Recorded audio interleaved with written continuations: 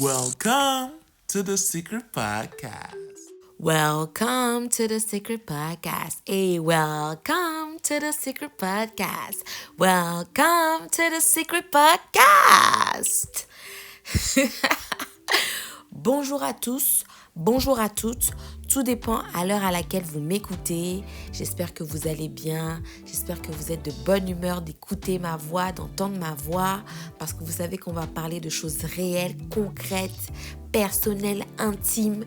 Et que ça va se passer dans la bonne humeur. Afin que ça puisse aussi réveiller des consciences.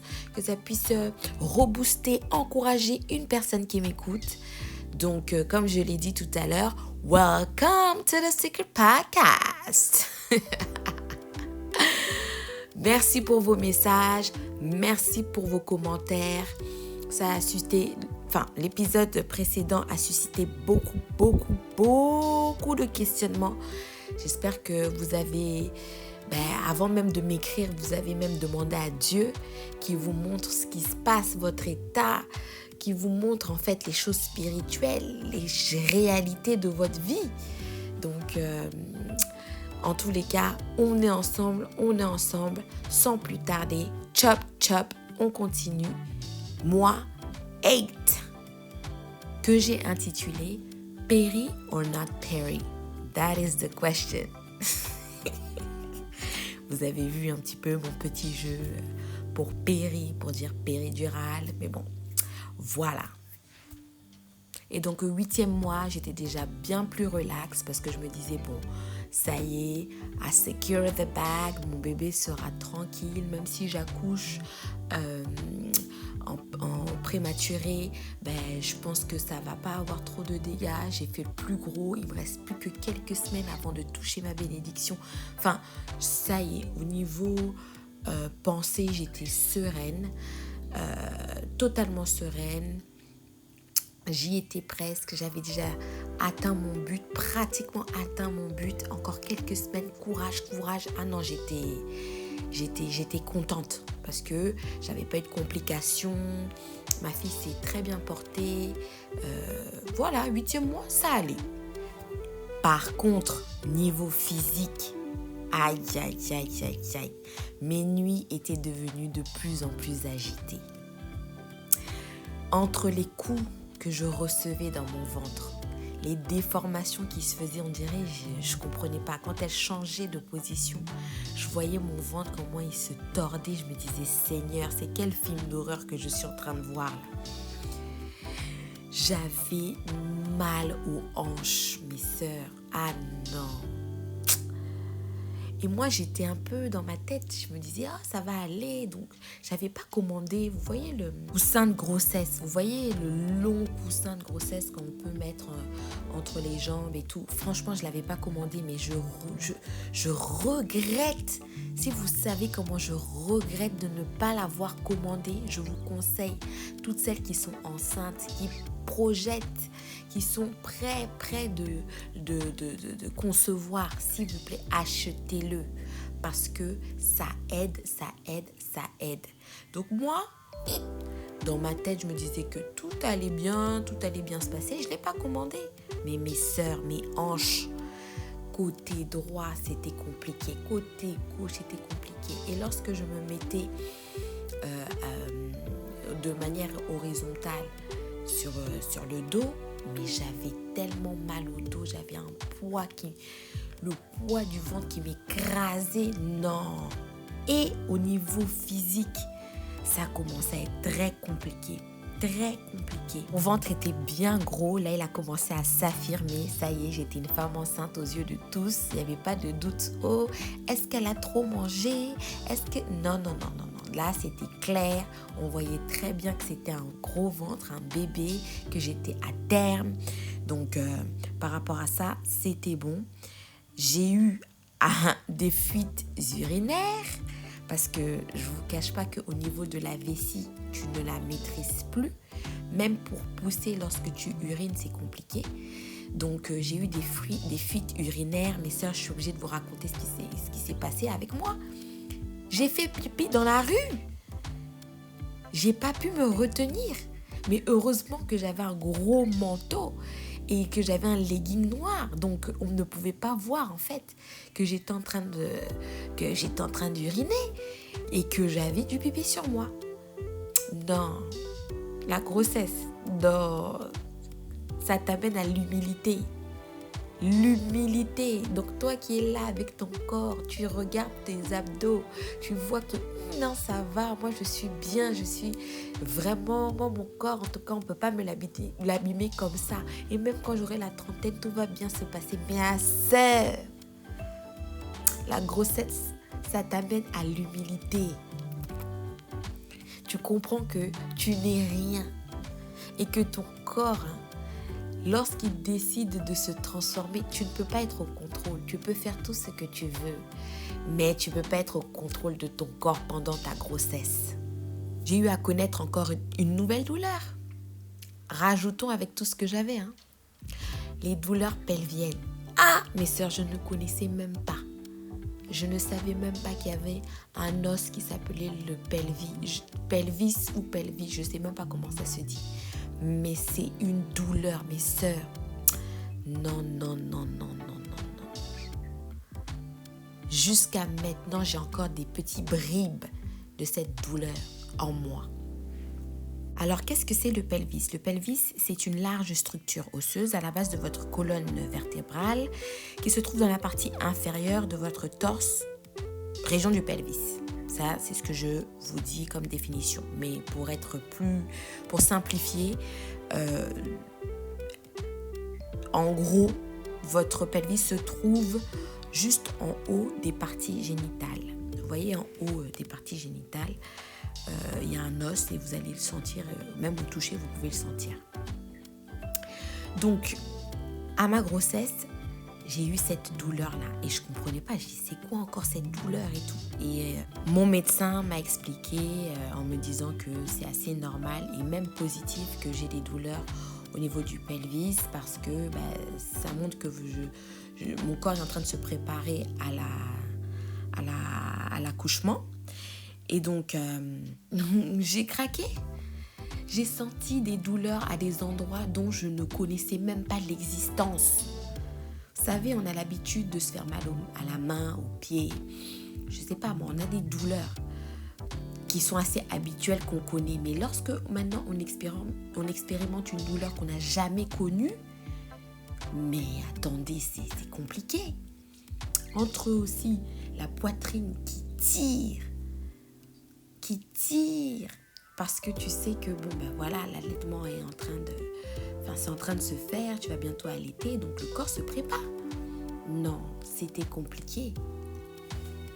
Alors mon visage,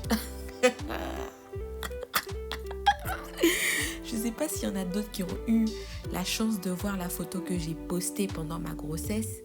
C'était à mon 8e mois. Mon visage, il était déformé. Mes lèvres, elles étaient tellement grosses. Non, mon nez. Non, mais je me reconnaissais plus. Non, je ne me reconnaissais plus. Je disais, mais comment les autres font pour être belles comme ça jusqu'au 9e mois? Parce que moi, c'était pas possible. Pas possible du tout. Incroyablement choquante. Je ressemblais à Shrek. À Shrek en femme. Fiona, voilà. Waouh! Ma constipation, elle perdurait. Les remontées acides et les nausées, elles ont fait leur grand retour. Donc mes déplacements, ils étaient de plus en plus compliqués, difficiles. Mon essoufflement, il était perpétuel. Jambes, elles étaient lourdes. Fatigue générale dans tout mon corps, en fait, qui me lâchait. J'ai fait de la rétention d'eau. Donc j'avais des gonflements au niveau des pieds, des chevilles, des jambes, des mollets. Mais c'était incroyable. Je prenais même 2 tailles. Mes baskets ne rentraient plus dans mes pieds. J'étais obligée d'acheter de nouvelles chaussures. Fatiguée, t'as même plus le temps de réfléchir, tellement tu es fatiguée.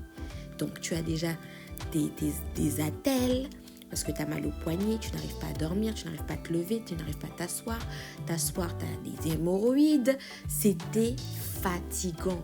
Non, Je ne sais pas si je suis la seule à avoir vécu cela, mais c'était fatigant. Tout mon corps me fatiguait. Tout mon corps a commencé par ma tête, mon visage. Ah, j'ai oublié de vous dire un truc. Au niveau des cheveux, par contre, mes cheveux poussaient. Ah non, j'avais une pousse incroyable. Une pousse incroyable, magnifique. Mais mis à part cela, mon torse était clair. Mon cou était moitié clair, moitié noir. Mon visage était noir. Mon ventre, je commençais à avoir l'apparition de petites vergetures. J'ai acheté tout, huile de coco, tout. Je mettais ça tous les jours. Au niveau des entrecuisses, petites vergetures.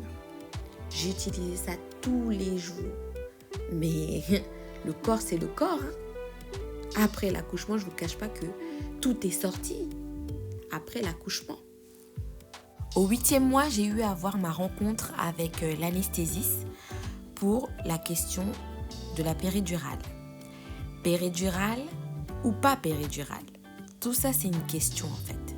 Définition. La péridurale consiste à injecter avec une aiguille un anesthésique local dans l'espace péridural, situé entre la vertèbre et la dure mère.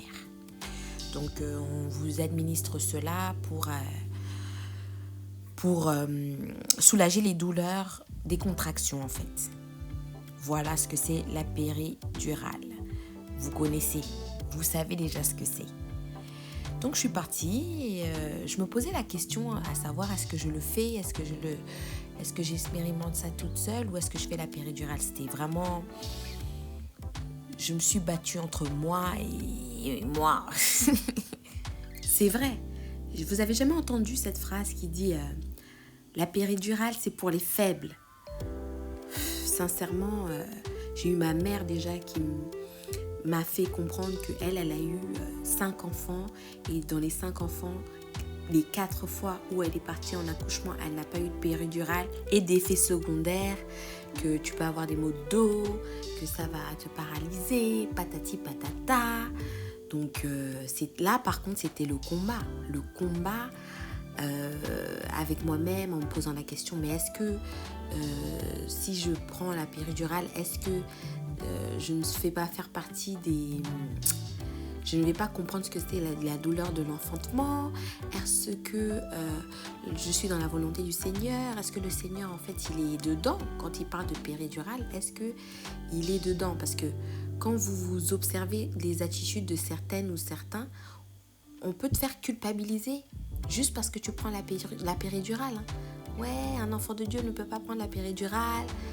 C'est amoindrir ce que le Seigneur a dit sur nous les femmes. Parce qu'il a dit qu'on va enfanter dans la douleur. Et donc, tu as ce questionnement-là qui est là. Et tu te poses des questions.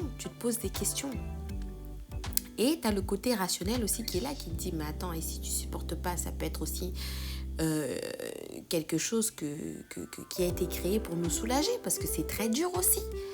Donc, j'étais partagée entre les deux, mes sœurs. Dites-moi si vous avez été partagées, toutes celles qui ont déjà accouché.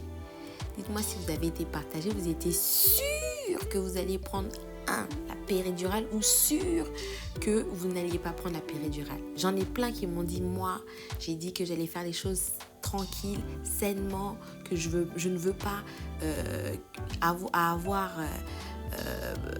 la péridurale en moi et tout, je n'en veux pas et tout. Et elles m'ont dit au moment d'accoucher, hey, monsieur, mettez-moi la péridurale. Mais madame, vous avez dit que non, je peux pas.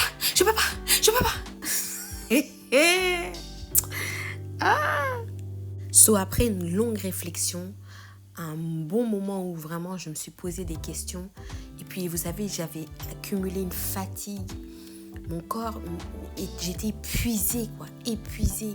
Mes hanches me faisaient extrêmement mal. Mon ventre me tirait. Mes seins, n'en parlons même pas. Mes jambes, vraiment mon corps, j'étais épuisée. Je me suis dit non. J'ai pris la décision d'accepter de faire une péridurale. Et ouais, j'ai pris cette décision-là. Et je prends le temps aussi de dire à toutes celles qui ne l'ont pas prise et qui ont réussi à accoucher sans péridurale, de ne pas faire culpabiliser les autres. Parce que d'une certaine manière, c'est comme si on te faisait comprendre que tu n'es pas réellement femme. Que tu es une faiblesse ou quoi. Et que tu n'as pas vraiment participé aux douleurs de l'enfantement, comme le Seigneur l'a dit. Donc d'une certaine manière, tu pèches. Personnellement, j'ai pas eu de messages ou de paroles, ni même d'enseignements qui parlent de cela. Mais ça a été d'une grande utilité pour moi. Et je vous raconterai bien sûr mon accouchement, comment ça s'est déroulé. Mais si justement je n'étais pas passée par là, j'aurais pu perdre mon enfant au final. Donc vraiment mes sœurs, quand vous prenez votre décision, faites-le non pas pour plaire aux gens, non pas parce que vous voulez vous prouver quelque chose, faites-le parce que vous êtes consciente que voilà, votre corps a besoin d'aide ou parce que vous vous sentez capable, vous ne le faites pas. Tout simplement. Merci de votre compréhension. Puis vous savez, l'appréhension qu'une femme a lorsqu'elle est sur le point d'accoucher, c'est juste insoutenable. C'est juste insoutenable. La douleur, on essaye de préméditer cette douleur, de se préparer mentalement, mais en fait, impossible, c'est impossible. C'est vraiment magique cet événement-là, c'est vraiment un événement, je sais même pas comment expliquer ça parce que comment tu peux passer par une douleur qui est si intense et le recommencer jusqu'à avoir peut-être 7 enfants et l'oublier parce que faut savoir un truc, c'est que quand on passe par ces moments de douleur là, à partir du moment où on expulse l'enfant, je vais pas dire juste après, mais directement tu penses déjà au deuxième quoi, troisième, tu penses à cela. Et des fois, je regarde des femmes, elles ont 7, 8 enfants. Je me dis, mais comment elles ont fait? Moi, j'étais à mon 8e mois, j'étais au bout de ma vie. Je me disais, mais c'est quoi cette vie? Comment tu peux vivre une grossesse aussi difficilement et te dire, ah ouais, mais le prochain, ce sera peut-être dans 1 an, dans 2 ans. Waouh! Et je me disais en même temps, mais est-ce que moi, je veux encore des enfants? Est-ce que c'est pas bon pour moi? Est-ce que je suis pas amenée à avoir que peut-être un enfant et puis voilà. Tellement la douleur physique m'épuisait. Ah ouais, le 8e mois, c'était même pas une histoire de psychologie. Non, j'étais fatiguée. J'étais constamment en train de me lamenter. Mes pieds qui gonflaient, j'arrivais pas à marcher correctement. Le souffle, c'est compliqué. La poitrine est trop lourde, je ne peux pas dormir tranquillement non plus. L'enfant qui tourne.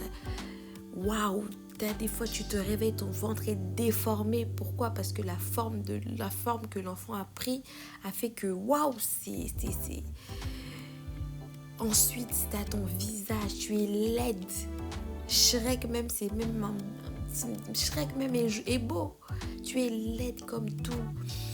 Et puis, tes hanches, oh mon Dieu, tes hanches, qu'est-ce qu'elles font mal. Tu te mets sur un côté, tu as l'impression que on est en train de te poncer ton os.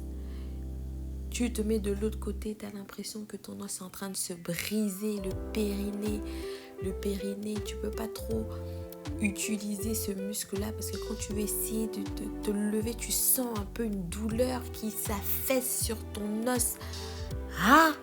Non mais filles, je suis obligée de vous dire la vérité. Je ne veux pas vous dissuader à avoir des enfants parce que c'est la plus belle chose qu'on puisse vous donner. Je prie même pour que toutes celles qui désirent, parce qu'il y en a qui ne désirent pas et je respecte aussi leur choix, mais je prie que toutes celles qui désirent avoir des enfants, qu'elles puissent en avoir et qu'elles puissent expérimenter cela d'une manière merveilleuse, même mieux que moi.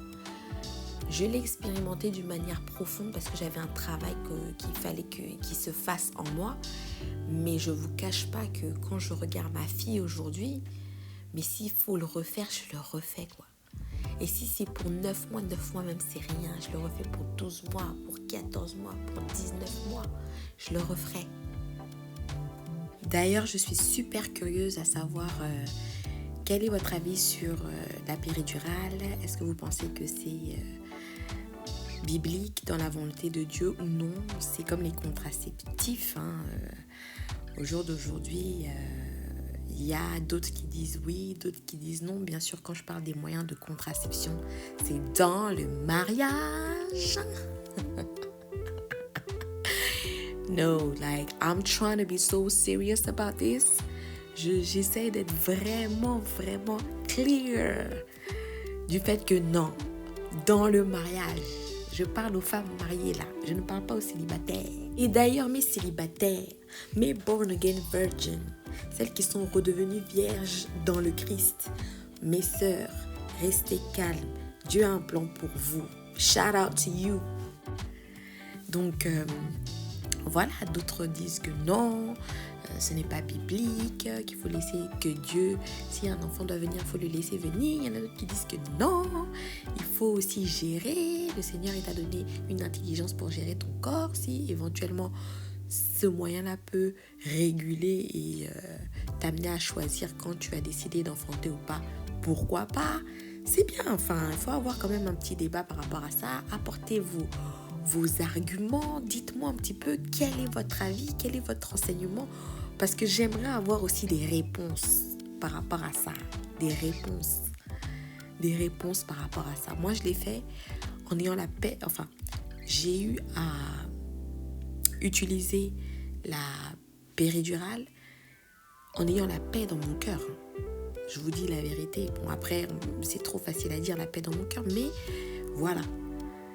Donc, j'aimerais vraiment savoir qu'est-ce que vous en pensez. Please. C'est un sujet très intéressant. Et j'aimerais vraiment débattre avec certaines, qu'elles puissent me donner leurs arguments qui appuient leur avis. À la question. Ah, d'ailleurs, j'ai un article que j'ai lu qui parlait un peu de ça. Il faut que je vous lise un petit extrait. Il faut que je le lise. Attendez, il faut que je le trouve. Ah, il est là. Il est important de voir les enfants comme Dieu les voit, pas comme le monde veut que nous les voyions. Ceci dit, la Bible n'interdit pas la contraception. La contraception, par définition, est l'opposé de la conception. Ce n'est pas l'acte de contraception lui-même qui détermine s'il est juste ou non de la pratiquer, mais notre motivation, comme le montre l'histoire d'Onan. Bon, pour ceux qui ne connaissent pas l'histoire d'Onan, je vous invite à lire la Bible. Je continue. Si un couple marié pratique la contraception afin d'avoir plus de temps pour lui-même, c'est mal. S'il le fait afin de retarder provisoirement la naissance d'enfants jusqu'à ce que les futurs parents soient plus mûrs et mieux préparés financièrement et spirituellement, la contraception peut être acceptable pour un temps. Encore une fois, tout dépend de vos motivations. Well, est-ce que ça s'applique aussi à la péridurale? Parce que la péridurale, en fait, c'est le soulagement. Et comme le Seigneur a dit que tu enfanteras dans la douleur, est-ce que... Compliqué. En tous les cas, je pensais que c'était quand même intéressant de lire ce petit paragraphe-là, parce que c'est un article qui est assez long.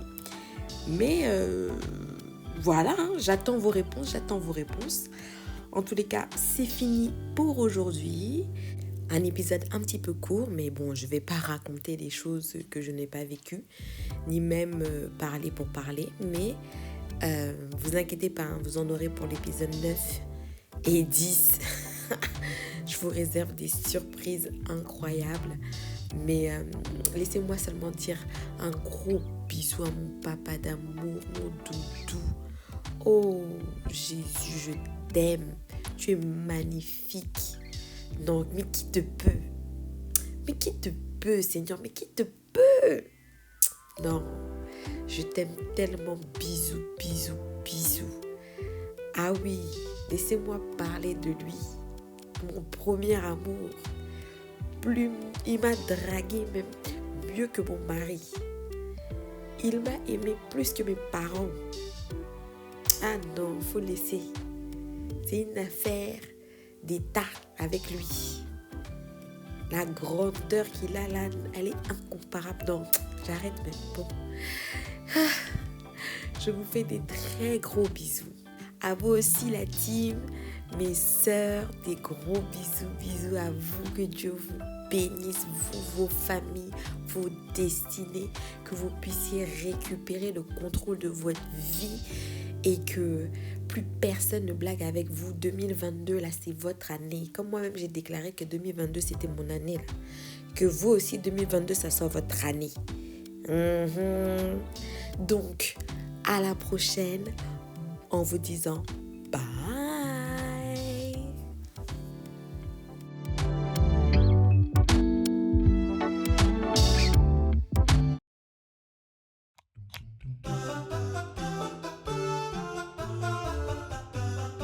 Subscribe to the Secret Podcast.